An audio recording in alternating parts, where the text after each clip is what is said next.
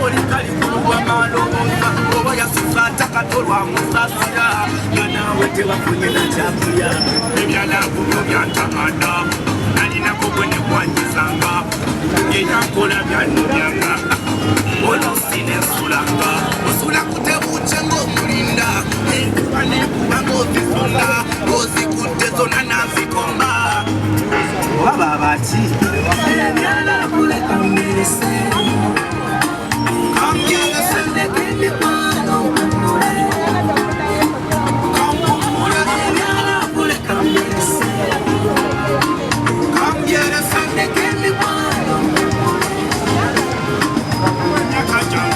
mukwano kwange kufudetuge naye ddala mukwano kikyesimwefe abaana bakuma kubo bakamudose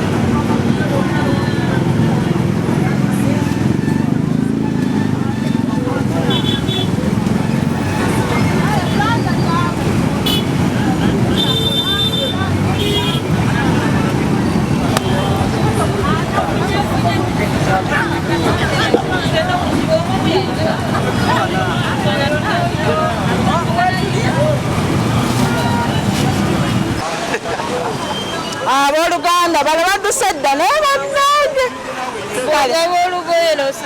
munyenye yakaya akuzukusa ye yake Yesu lyekubona amazima n'obulamu tuli wano bwayise era nga be bano beesobodde olwaleero okukwatagana nabo nsaba buli omu ayagalizeeko ku bantu be amazuukira ga Kristu ate naye azuukuse munyenye endala okwaka nyabo gye bali kale maama amannya gange nze namugambe Irene nga Mukama yeebazibwe mukwano Mukama gwe twesiga mulamu kakati nange njagaliza ennaku enkulu baganda bange bakulu bange bonna beesigamye ku kigambo kya Mukama.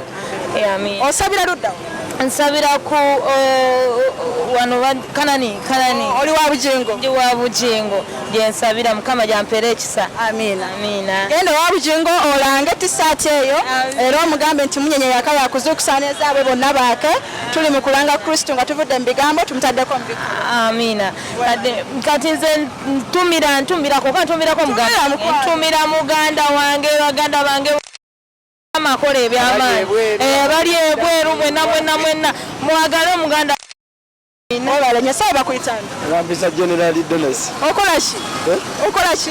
Nyimiridde. Bwaise okusaza okolawo mirimo ki? Ndi wale ko library. Okay, oli wa library. Kati gwe okulako ku nyimba za gospel songs. Ezo nazo nzikuba buli kika kya nyimba. Ka obwamazuukira. Mwena mbagaliza obubaka obwamazuukira. Okay. Walokoka batonnaba. Ndi mulokolera gwasisaba. Oli mulokole naye tosaba. Kati munyenye w'okukyalidde yaka yakuzuukusa ye yaka ogenda kuddamu oyimirire osabe n'abalala bakulabireko ate era balokoke. Mu linnya lya Yesu. Amina. Sawa bakuyitanga. Nze Segirinya Eddie. Okola ki wano bwayise? Wano ntunda nkoko. Ogenda kumpa ya Easter ngenda gula ku ggwe. Ngenda gikuwa. Nsanyuse nnyo kumpa. Kale. Ndi mulokole. Era nsabira wa bugingo. Kirungi nnyo ekyo. Mwabakanani. Kino kye mukoze ky'amaanyi nnyo. Yongedde okukyagala era mbagaliza Easter ennungi.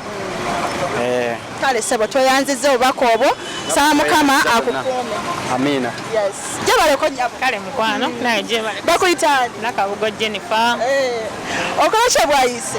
tunda masiki Mwebale kuyamba ku bantu butafuna bulwadde. mukwano Mutunda biziyi za COVID. mukwano Walokoka.